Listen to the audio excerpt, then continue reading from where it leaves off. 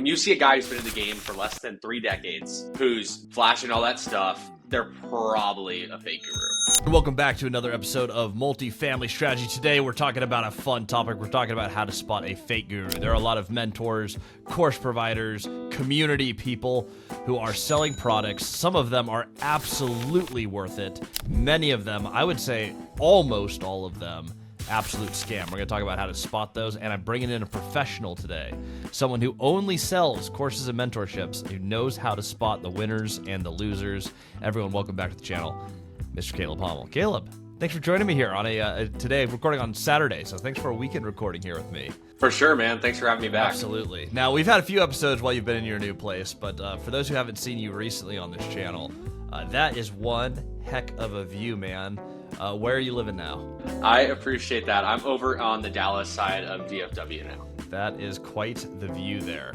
Now, you've been able to afford that, not just through your rentals, of which you have 79 rental units, but you also have a company called Dago Sales. Tell us a little bit about Dago Sales and why it's relevant to today's topic. Yeah, I mean, Dago Sales is about the most relevant company for this topic. I directly work with influencers and the gurus all the time, so spotting a fake one has become pretty easy for me. Awesome. I'm going to share a little bit of my thoughts. I want you to true or false some of these, give us some insights. I think the number one thing, like the first thing that I find when I'm looking for a fake guru is people who are trying to emulate that old Ty Lopez strategy of let's flash the cars or the let's flash the jet or the $5 million yacht or the Bentley or the Lamborghini. If it's stuff, and it's like, you too can have all the stuff that I have if you only knew my secrets. If they're talking about secrets, if they're talking about expensive jewelry, planes, vehicles, houses, all of them, fake guru. That's my opinion. Have you noticed the same thing as you're bringing on clients throughout your company? I mean, I definitely agree mostly, but not completely, Yeah. right? There are some outliers to that. There's some dudes who've been playing the game for long enough that can have that stuff. One of them is Mr. Grant has that stuff, well, because Grant's been playing the game forever. Granted, is everything he says 1,000,000% accurate? Probably not. Nobody is. But he's more accurate than most. He's been playing the game for long enough. When you see a guy who's been in the game for less than 3 decades, who's flashing all that stuff, they're probably a fake guru. Okay. Let's dive in right here. This is a very common guy. We're talking Grant Cardone. People love him. People hate him. I think his book 10X was one of the best books on business ever written. Is he a fake guru? Is what he's actually teaching you what he's an expert in? This is something that we may have a differing opinion in. I'll share my thought, and then I want to hear yours. I've noticed with Cardone, and I've heard this from other people who've worked with him, he doesn't have that love for real estate he talks about. He started in real estate, but the stuff that he teaches is not the stuff that he does. He is a syndicator. He teaches how you can invest passively alongside him, and he teaches how to underwrite commercial deals.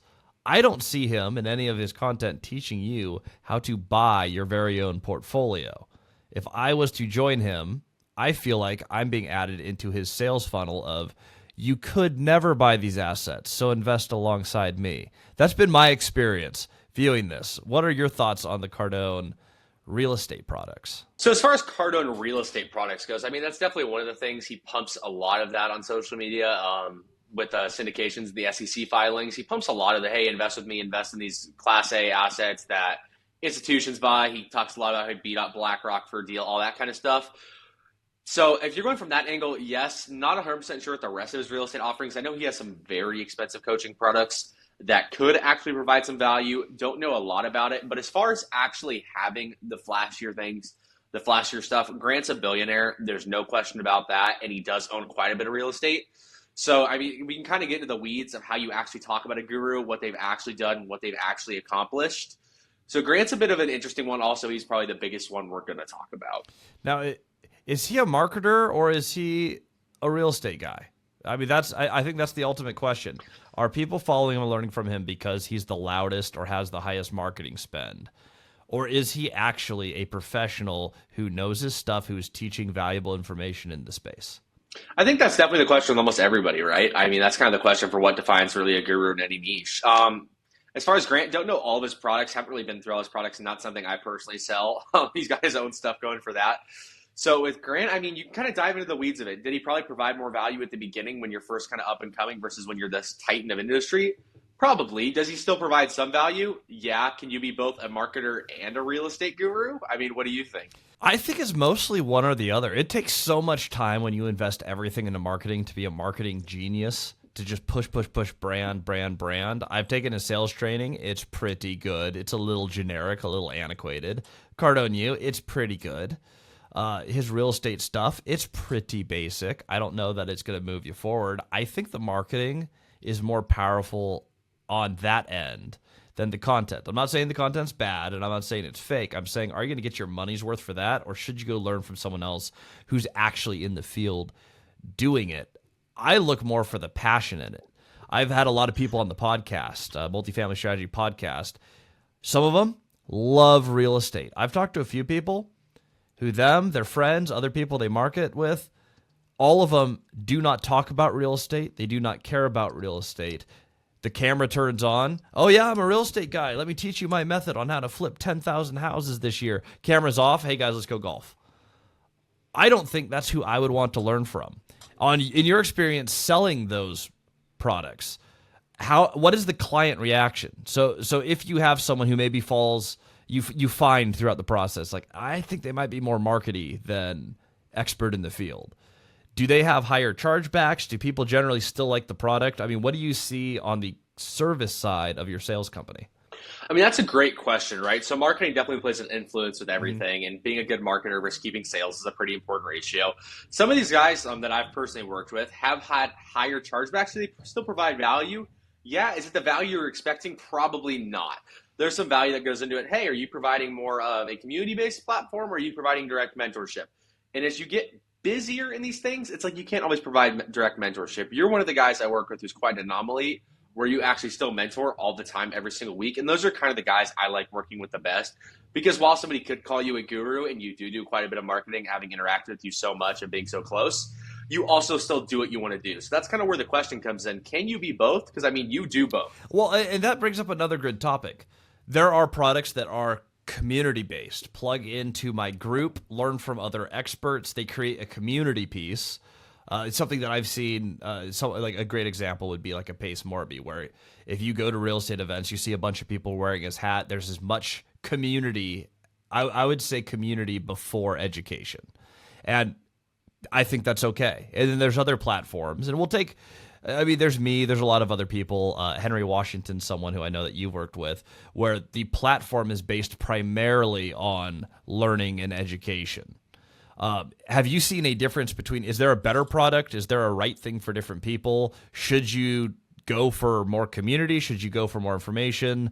When you're introducing people to the correct products, what have you seen within your company and Dago Sales? I mean, gosh, so the first step there in actually designing an offering is, how big is the guy or gal, the influencer, the guru, if you will, you're working with? Are they a titan where they're actually in the field doing real estate all day, every day, and they don't have all this time? Then, hey, maybe a community is your best bet with some mentorship sprinkled in there. Or, hey, do you actually do that and still want to make time for mentorship? Do you enjoy mentoring people? Then mentorship is probably your best bet. There's a weird dynamic. And I mean, one thing that people are interesting, everybody kind of thinks they have this own super basic, unique learning style. It's like, value is value. People are like, oh, I learn best from direct one-on-one mentoring. It's like, you're never really going to find a direct one-on-one mentor who's worth anything. Just going to be honest. If you're buying somebody's coaching, you're not going to find a direct mentor who's one-on-one worth everything. Could they be a good accountability partner? Possibly. There's a lot of different things that go into that offering. But yeah, most people, what I'm seeing, end up leaning towards the community thing and hardly any small group coaching. I've seen the same thing. I think it comes down to what you're after, because I've seen my group, and I'm building out community, but my group focuses on, I want you to be able to execute and run your own business. When you're buying your own real estate on your own, which tons of people have, you generally graduate from the group and you go off and you start your own business. We're very education focused. If your goal is, hey, I want to get in here and I want to execute and I want to learn how to run my business, those are the happiest people. I have had people jump into my community groups and be like, hey, this isn't what I expected. I wanted more community. I was hoping you had more lender connections. And I'm like, well, that's not what my product's about. We're education first. I think it's really important, if you're looking for the right coach, it could feel like a fake guru to you if you come into the group and you're not getting exactly what you expected. You should be able to identify, is this a marketer who has connections? And am I joining a community, or am I here to learn? If you're here to learn, a lot of your success is going to be based on you as the individual. Are you going to apply the knowledge that you're given? I think on the community side, a great example of someone who I've had actually on the podcast in my first episode, Brian Lubin, Action Academy. He comes in and very publicly and very clearly lets you know, I'm not the best investor of all time. In fact, he just sold all of his real estate. He's going to change directions, trying to get into hospitality. So he sold his residential. He's right now a real estate guru with no real estate. Is he a fake guide? I don't think so, because he tells you, I'm not the expert. My product is connecting you with coaches and getting you in community. And I run into the people from Action Academy who love the program, who are happy with what they purchased. It's not a super low ticket price. I think it's about $5,000. I mean, there's a cost to enter, but is the fact that he's not an expert, does that make him a fake guru? I think that's a good example of he leads honestly. There's no sports car. I think he drives a RAV4 or something. I see him in a pretty basic car. The only thing he spends money on is the guy loves to travel. And is that a reasonable expectation? If you buy some rental properties, if you learn to invest, can you travel where you want, when you want? I would say that's attainable for everyone. The offering's real, it's relatable, and I think it's truthful. So can you be a community person, not be an expert, and still have an excellent product? I would make the argument you probably can. I was just say, I think I'm right there with you, especially on that. If you're upfront with your offering and you're upfront with what you're offering, you're upfront with who you are, you're upfront with what you own, you're upfront with how you acquired the real estate you own, I'm all for it. Because, I mean, everybody has their own definition of a guru. People call you a guru, a fake guru. People call these other people fake gurus. Heck, even I've got that, and I'm nowhere near what a guru actually is. But so it kind of comes down to everybody's got their own opinions on everything, and that's kind of where some of the confusion gets mapped in. I think basically what people need to be looking for is the transparency and the honesty there. I mean, a lot of people are out there providing their closing statements. They're not providing all this stuff, and I'm not saying you have to. But just being upfront and honest and having the credibility from other sources is super important. I think this is really important here. If you're trying to spot a fake guru, there are two consistent things. One, they flash the wrong things. Unrealistic lifestyle, run the other direction, do not purchase from them. If you're trying to learn from Grant would tell you the same thing. If you're trying to learn from Grant how to be Grant, you're not going to attain that taking his courses. You will not have your private jet, the Rolls Royces, the Hummers. Grant is Grant because he has the personality and charisma and marketing team to be Grant. He doesn't teach people how to be that. If you're getting drawn in by all the wealth, that's not for you, because he didn't make all of that money just buying real estate and doing his own little deals. He did that through mass marketing. If you're trying to follow someone who is doing things that seem attainable, that seem real, who have goals that are relatable to you, that's probably the first thing that I'd look at. The second thing that I think that I find to spot a fake guru, anyone who says, I have the new way, or I have the secret that no one else is talking about, that is a marketing gimmick, and it is garbage. Especially if you're looking at real estate, there is nothing new in real estate. It has been around forever. It is highly regulated. Now, you can get super creative with it, but there are a lot of people buying a lot of buildings. There is nothing new on the market. Anyone who's advertising new, little-known secret, those are all scammy ways to get you to click into their funnels, for them to get your email, and for them to market to you again and again and again. I would look at someone who has done something you want to do that. I was going to pop in right there and say so I agree with you that real estate's an age-old game. I mean, real estate's been here long before you and I were even conceived of, and it's going to be here long after we're gone. There are new things that come up. There is new legislation. For instance, West Coast stuff, the ADU. That is something that's newer. Granted, but the principles don't change. The game's simple. It's not easy.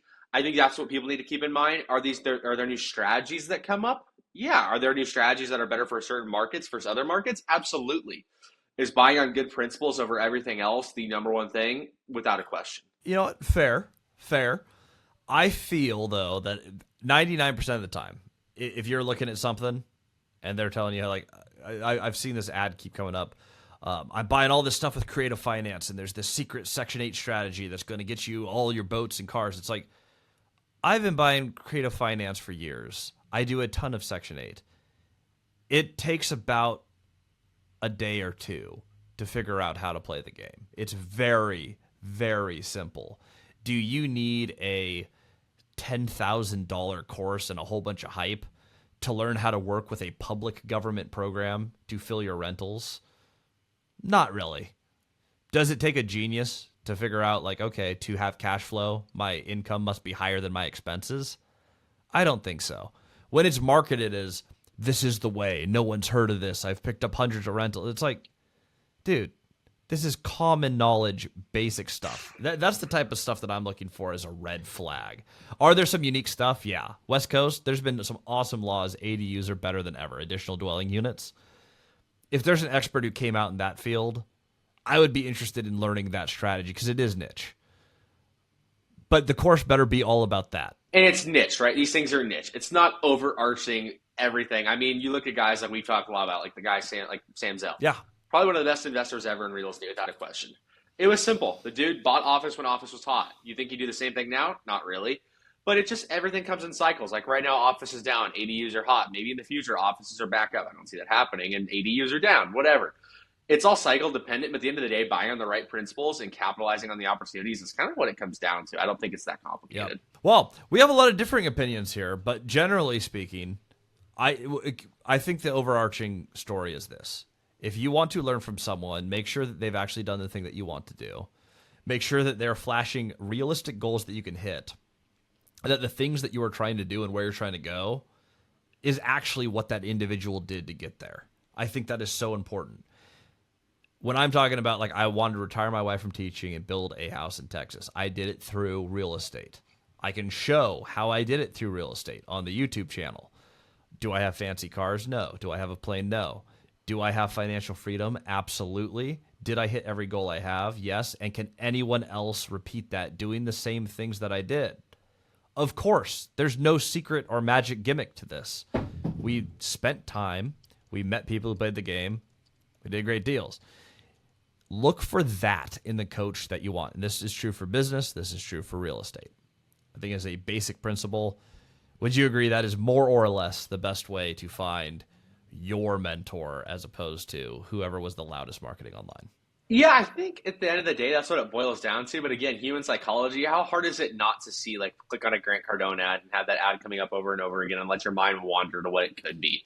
At the end of the day, it's just starting with the same principles and looking for somebody who has the same goals as you, accomplished it, and get to that point. Are you going to hit a certain level where it's like, hey, I've kind of learned everything this has to teach. I need to go to a different training?